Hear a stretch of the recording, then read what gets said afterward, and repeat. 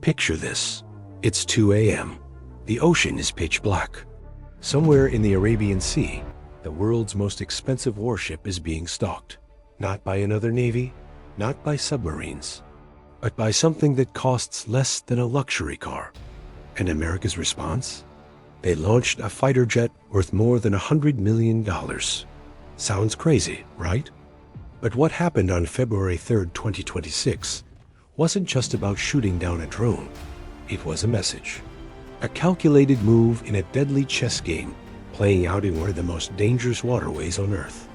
Tonight, we're pulling back the curtain on a military incident that barely made headlines, but could change everything you thought you knew about modern warfare. Because when you see what was really at stake, you'll understand why the U.S. Navy didn't just shoot that drone down. They made sure the entire world was watching. Let me take you to the Arabian Sea on that Tuesday night. The USS Abraham Lincoln, one of America's nuclear-powered supercarriers, was cutting through dark waters like a moving city of steel. This isn't just any ship.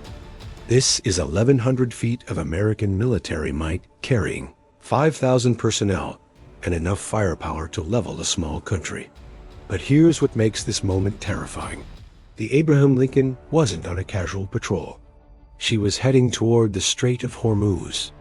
Now, if you don't know about the Strait of Hormuz, let me paint you a picture. Imagine a narrow waterway, barely 21 miles wide at its tightest point, sitting between Iran and the Arabian Peninsula.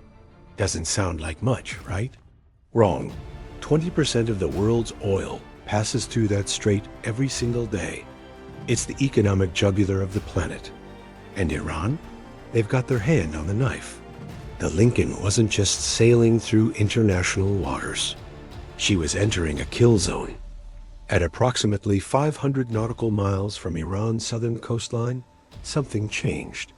Deep inside the Combat Information Center of an Arleigh Burke-class destroyer sailing alongside the carrier, a radar operator spotted something on their screen. A blip, small, moving steadily. Not a commercial aircraft. Not a bird. The signature was too deliberate, too focused. This was a Shahed-139. Now, you might be thinking, what's so scary about a drone? Let me tell you about the Shahed-139. This isn't your neighbor's camera drone. This is a medium-altitude, long-endurance unmanned aerial vehicle built by Iran specifically for military operations. It can fly for hours, cover hundreds of miles, and here's the kicker. It can carry guided munitions, or it can turn itself into a flying bomb. The operators watched as the radar track maintained course, heading straight for the carrier. No deviation, no response to radio calls, just cold, mechanical determination. And that's when the clock started ticking. Inside the Carrier Strike Group's Tactical Operations Center, commanders faced a choice. They had multiple options on the table. Option 1, wait for the drone to get closer and let the ship's own defense systems handle it. The Phalanx CIWS, that's the close-in weapon system, could shred an incoming threat with a wall of 20mm rounds at 4,500 rounds per minute. Problem? The drone would have to be within 2 miles. That's danger close for a vessel carrying nuclear reactors and 5,000 souls. Option 2, use the SM-2 or Sea Sparrow missiles from the destroyers. These are designed exactly for this kind of threat. They've got range, they've got precision. But here's the thing. You'd be burning a $1.5 million missile on $70,000 Australian dollars drone. And you still wouldn't know exactly what you hit until after the fact. Option 3, send a fighter. The Carrier Air Wing Commander made the call. Launch the F-35C. Now, some of you are probably screaming at your screens right now. That's insane. Why risk a $100 million jet? Hold that thought, because what happens next reveals the brutal logic of modern naval warfare. Somewhere on the Abraham Lincoln's flight deck, an F-35C Lightning II sat in the darkness. Let me tell you about this machine. It's not just a fighter jet. It's a flying supercomputer wrapped in stealth technology. The pilot received the order: strap in, launch, intercept. Within minutes, the F-35C was catapulted into the night sky. The aircraft's afterburner lit up the ocean below for just a moment before the pilot throttled back, disappearing into the darkness like a ghost. But here's where it gets interesting. The F-35 wasn't hunting blind. High above the carrier strike group, an E-2D Advanced Hawkeye was already airborne. Think of it as the eye in the sky, a flying radar station that can see threats over 300 miles away. It was feeding real-time data to the F-35, creating a digital picture of the battlefield that would make science fiction jealous. Down on the destroyers, the Aegis combat system was tracking everything: the drone, the fighter, even the wake patterns of nearby merchant ships. This is what they call network-centric warfare. Every sensor, every radar, every aircraft talking to each other in microseconds. The F-35 pilot didn't have to search for the drone.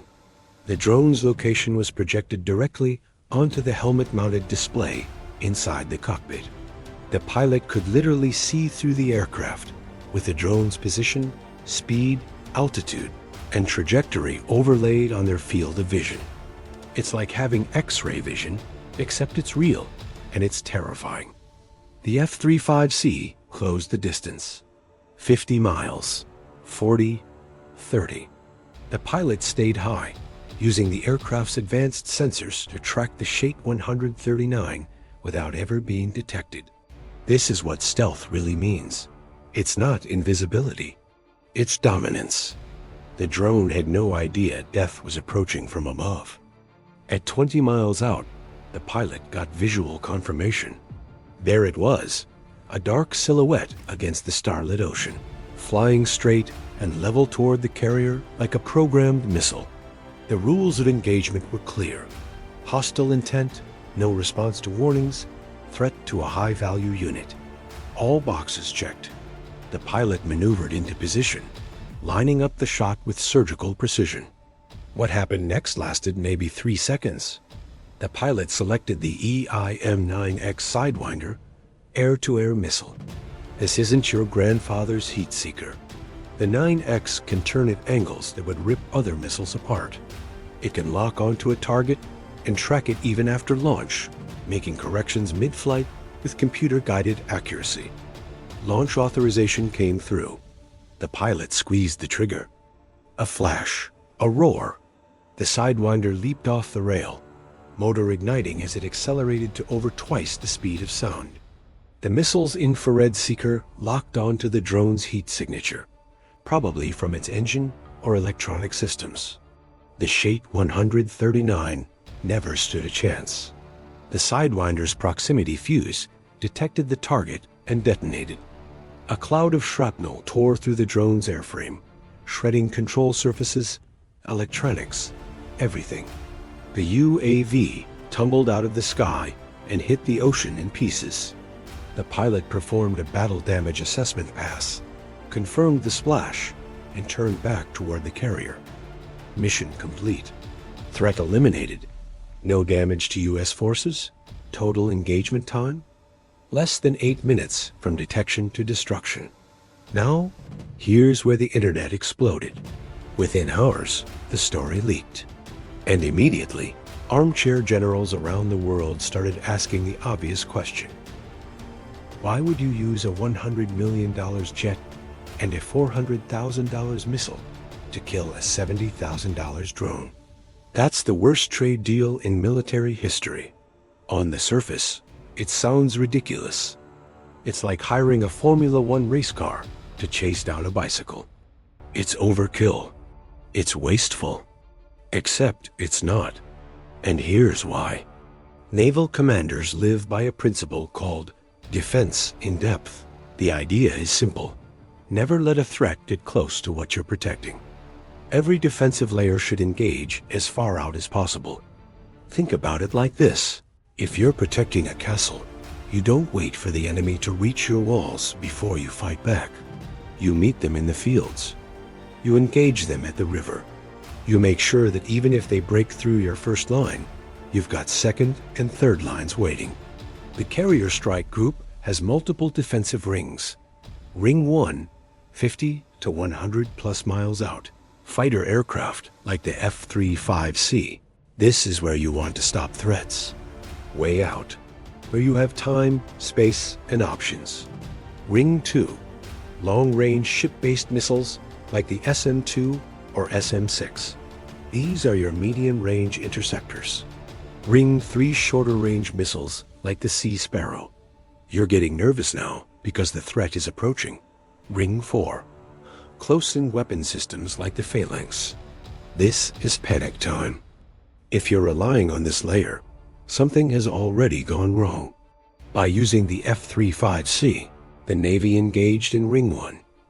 They stopped the threat at maximum distance, giving themselves multiple backup options if something went wrong. Here's something that doesn't show up on spreadsheets: human judgment. A radar blip tells you there's something out there. It can tell you size, speed, altitude, but it can't tell you intent. It can't tell you if that drone is carrying a camera or a warhead. A pilot flying up to that drone can look at it with their own eyes. They can see if it's modified, if it's carrying external payloads, if it looks like a suicide drone packed with explosives. That intelligence is priceless. Because if you shoot down an Iranian surveillance drone just filming your carrier, that's an incident. But if you intercept a weaponized drone heading for your ship, that's self-defense. The pilot gives you certainty. And in international waters, where every action is scrutinized, certainty matters. But here's the real reason, the one that military strategists won't always say out loud. Sending an F-35C isn't just about killing a drone. It's about sending a message. Think about it from Iran's perspective. They launched a cheap UAV to probe American defenses, maybe gather intel, maybe test response times. What they expected was a missile launch, maybe some defensive maneuvering. What they got was one of the most advanced fighter jets on the planet, launched in the middle of the night, hunting down their drone with perfect precision and destroying it before it got anywhere close to the target. That's not just defensive. That's a statement. We see everything. We can reach anything. And we're not playing. It's the military equivalent of swatting a fly with a sledgehammer while maintaining eye contact. But let's play devil's advocate for a moment. What if the F-35 had missed? What if the drone got through? Let me walk you through what would have happened next, because the Abraham Lincoln isn't defenseless. Far from it. At the bow of the carrier, you've got two 50 caliber heavy machine guns. These are manually operated, primarily used against small boats or surface threats. Not ideal for fast-moving aerial targets, but they're there. Moving along the sides, you'll find the RIM-116 rolling airframe missile, RAM systems. These are rapid-fire missile launchers specifically designed to take out anti-ship missiles and aircraft. Each launcher holds 21 missiles, and they can engage multiple targets simultaneously. Range? About 9 kilometers. They're deadly effective. Then you've got the Phalanx CIWS, the close-in weapon system I mentioned earlier. This is the last line of defense. Radar-guided, computer-controlled, 20 millimeters rotary cannon that fires 4,500 rounds per minute. It creates a literal wall of tungsten penetrator rounds that can shred incoming missiles, aircraft, or drones. The Phalanx has 3 main components stacked on top of each other. K-band search radar at the top, K-band tracking and fire control radar in the middle. The 6-barrel M61 Vulcan cannon at the bottom, fed by a massive ammunition drum. When this system activates, it sounds like a buzzsaw from hell. And whatever it's targeting, it gets erased. And finally, if things got really bad, the destroyers escorting the carrier carry the Sea Sparrow missiles. These have a range of about 30 miles and can intercept aircraft, cruise missiles, and drones with precision-guided accuracy. So yes, the carrier had backup plans. Lots of them. But using any of these systems meant the threat had already penetrated the outer defensive rings. And in naval warfare, that's considered a failure. Now, you might be wondering, why would Iran even try this? What's the point of sending a drone against a carrier battle group? The answer is simple: asymmetric warfare. Iran knows they can't match the U.S. Navy ship-for-ship, so they don't try. Instead, they use swarms of cheap drones, fast attack boats, and anti-ship missiles to create chaos. The strategy is to overwhelm defenses with numbers. 1 drone? That gets shot down. 10 drones? Now you're burning through missiles and creating confusion. 100 drones plus speedboats plus anti-ship missiles? Now you've got a real problem. The Shahed-139 that night was likely a probe. Iran was testing response times, studying defensive patterns, maybe even trying to trigger a reaction they could analyze later. But they learned something else too. The U.S. Navy isn't taking chances anymore. So why was the Abraham Lincoln sailing toward the Strait of Hormuz in the first place?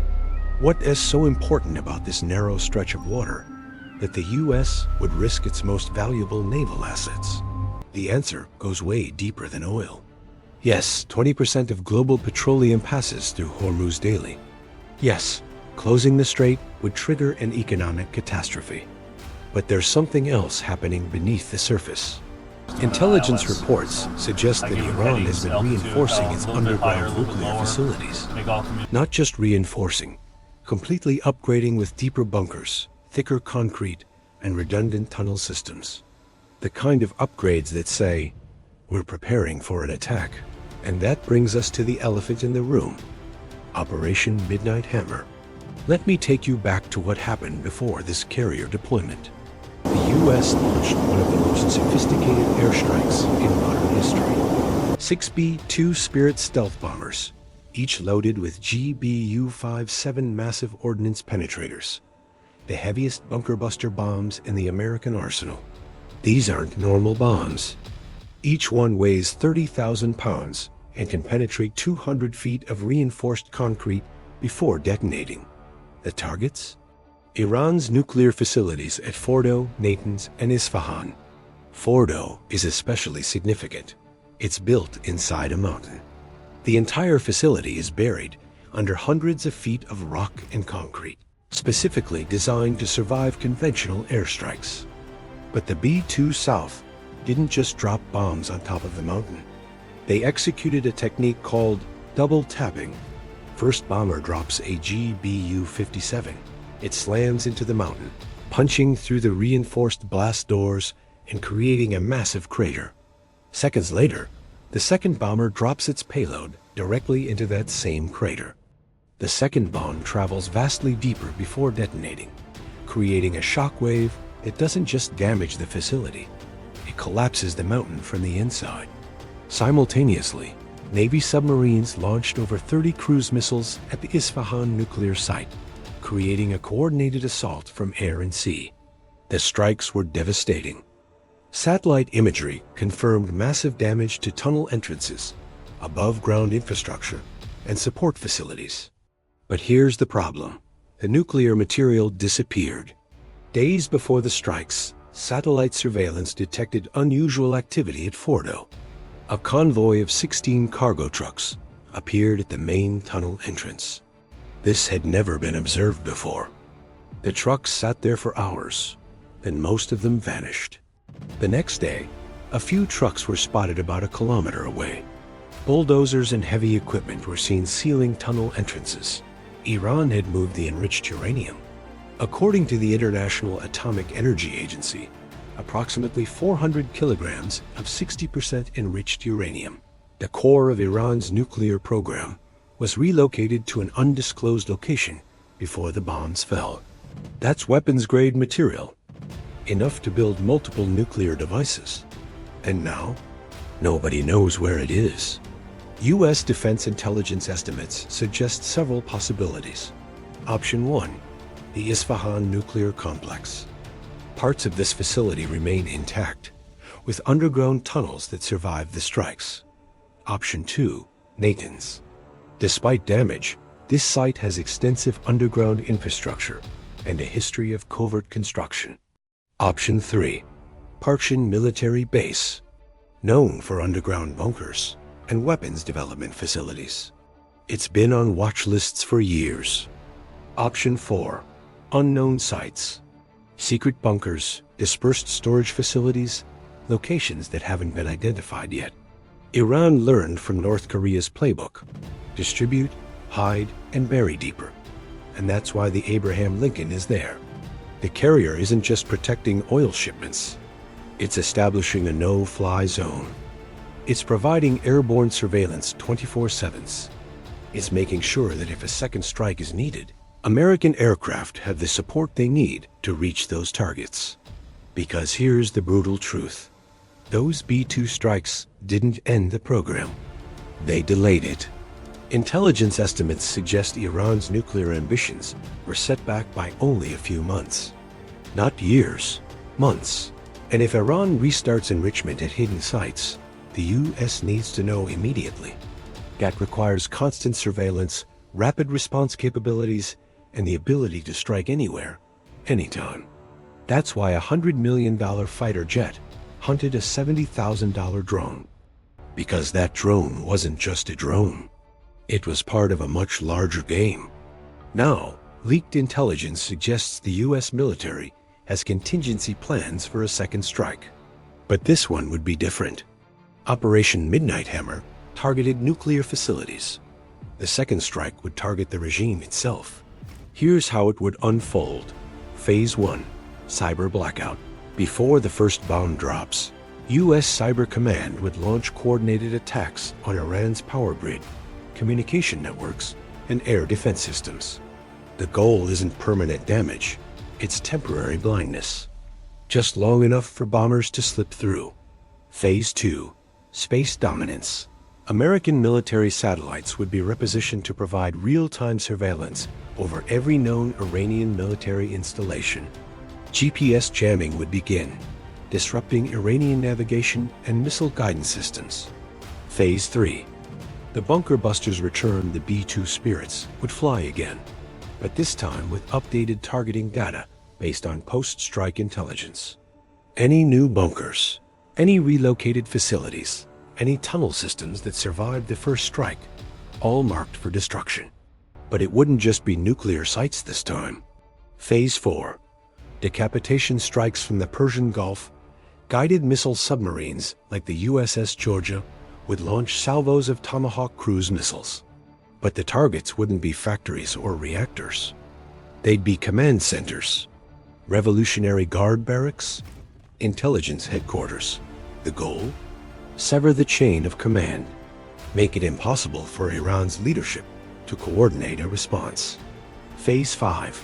Missile City, and finally, the U.S. would target Iran Sea missile cities, vast underground depots in the Zagros Mountains where Iran stores its ballistic missile arsenal.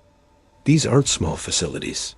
Some tunnel networks stretch for miles underground, housing hundreds of missiles designed to strike Israel, Saudi Arabia, and U.S. bases across the Middle East. The strategy would be to trap the missiles underground, collapse the tunnels, bury the launchers, eliminate Iran's retaliatory capability before they can use it. Now, I know what some of you are thinking. This sounds like total war, and you're right. But here's the calculus that military planners are working with. If Iran develops nuclear weapons, the Middle East enters a new arms race. Saudi Arabia will pursue nukes. Turkey might follow. Egypt could join in. Suddenly, one of the most unstable regions on Earth has multiple nuclear-armed powers. The risk of miscalculation, of accidental launch, of a regional nuclear exchange, it skyrockets. From the U.S. perspective, preventing that scenario is worth almost any conventional military action. From Iran's perspective, nuclear weapons are the ultimate guarantee that the U.S. will never invade, never regime change them like they did Iraq. Both sides believe they're acting defensively. And that's what makes this so dangerous. So let's come back to where we started. That F-35C hunting a drone in the darkness over the Arabian Sea. On the surface, it looked like overkill, a waste of resources, an absurd mismatch. But now you understand what was really happening. That wasn't just an interception. It was a demonstration. To Iran, we see everything you do. We can reach anything you send. And we're not hesitating. To allies in the region, American protection is real, advanced, and overwhelming. To adversaries watching from Beijing and Moscow, this is what network-centric warfare looks like. Every sensor, every platform, every weapon system working in perfect coordination. One drone, one missile, one kill. But the message echoed across 3 continents. Because here's what that incident really revealed. The nature of warfare is changing. We're not in an era of massive tank battles or huge bomber formations anymore. Modern conflict is about sensor fusion, data links, stealth platforms, and precision strikes. It is about shooting down a $70,000 drone with a $400,000 missile launched from a $100 million jet, and having that make perfect strategic sense. It's about understanding that in the calculus of naval warfare, distance equals safety, and safety equals mission success. It's about recognizing that every military action sends multiple messages simultaneously, some to your enemy, some to your allies, and some to the world. But here's what keeps military commanders awake at night. Iran still has that uranium. It's still enriching. It's still building deeper bunkers. The Abraham Lincoln is still patrolling those waters. And somewhere in the Pentagon and somewhere in Tehran, planners on both sides are preparing for the next move. Because that F-35C that hunted the drone, it'll be flying again tonight, and tomorrow night, and every night after that, until something changes, or until someone blinks. The $100 million question wasn't really about the cost. It was about what you're willing to spend to maintain control, to project power, to make sure that when threats emerge from the darkness, you're ready to meet them with overwhelming force. On February 3, 2026, in the waters off Iran, the U.S. Navy answered that question. They risked their most advanced fighter jet. They expended a precision missile. They executed a flawless intercept at maximum range. And they did it not because they had to, but because they could. And because they wanted everyone watching to know it. The real cost wasn't measured in dollars. It was measured in doubt. Doubt in the minds of anyone who might test American resolve in those waters again. That drone never stood a chance. But it was never really about the drone. It was about everything that drone represented. And that's a lesson worth every penny.